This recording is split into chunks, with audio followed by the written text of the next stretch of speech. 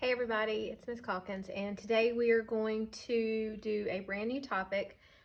It's combining together some of the things that we did in the last lesson when we did that review on slope y-intercept and rewriting equations, etc. You need that in order to do this. So we're actually combining together some things you already know into a new concept.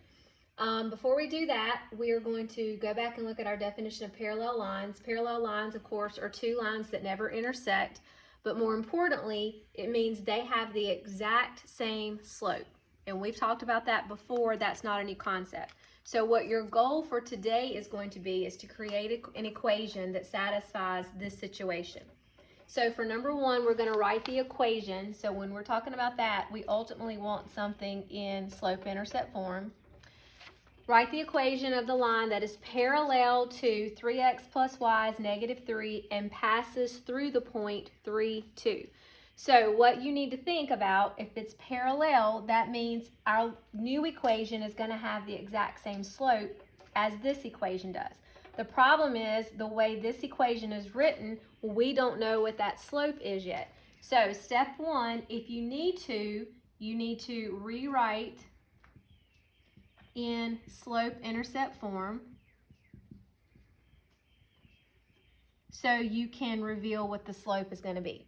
So if I have 3x plus y is equal to -3, if I'm going to put this in slope-intercept form, that means I have to move this term to this side of the equation. I would do that by subtracting 3x from both sides. When you do that, y is by itself, so there's nothing else I need to do to this equation. And if I put this in slope-intercept form, it's going to be -3x minus 3. So what that tells us is the line that's parallel to the line we're trying to find has a slope of -3. So I know that for my equation, my slope is -3. And then I also know that my parallel line I'm trying to find passes through the point 3, 2. So now we're going to do the second part, which is what we did yesterday. We're going to take our slope and our point, and we're going to find the y-intercept. And when you find the y-intercept, then you can write your equation. So just like we did in the previous lesson, if I have y equals mx plus b, and this is my x value and this is my y value, I'm going to drop all of this information into this equation. So 2 equals -3 times +3 plus b. So I'm going to multiply -3 times +3. That's going to give me -9 plus b. I'm going to add 9 to both sides to get b by itself. My y-intercept is 11.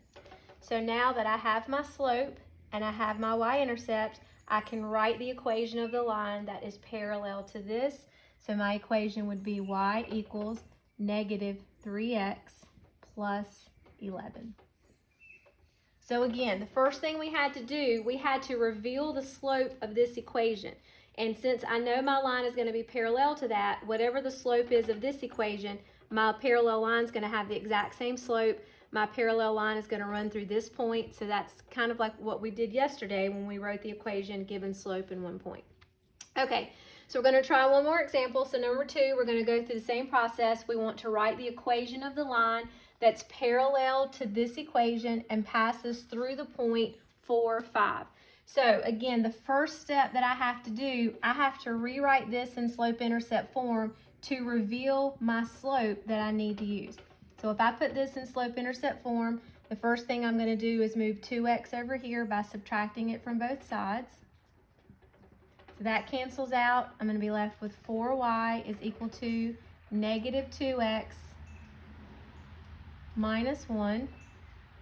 And then I'm going to divide both sides by 4 all the way across. So my equation in slope-intercept form for this line is, I can simplify that to -1/2 x and -1/4. Again, what I need from this equation is the slope, because my equation that I'm trying to write is going to have the same slope. So I know my slope has to be -1/2, and the ordered pair that it passes through is 4, 5. So now I need to drop that into slope-intercept form to find my y-intercept, and then I can write my equation. So I have y equals mx plus b. My y value is 5. My slope is negative 1/2. My x value is 4. And I'm going to use that to solve for b. Negative 1/2 of 4 is negative 2. And then I would add 2 to both sides. And so my y-intercept for this line is going to be 7.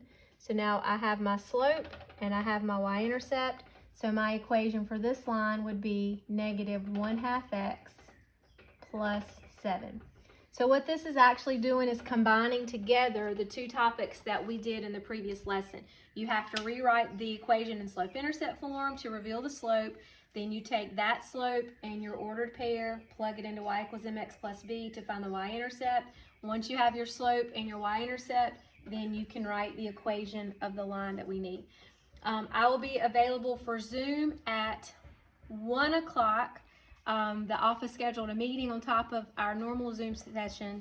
So I will send you a Zoom link for 1 o'clock. I'll be in there from 1 to 2. If you need help on this or the assignment from the day before or any other assignment, please come into the Zoom session and I'll be more than happy to help you. See you guys later. Thank you.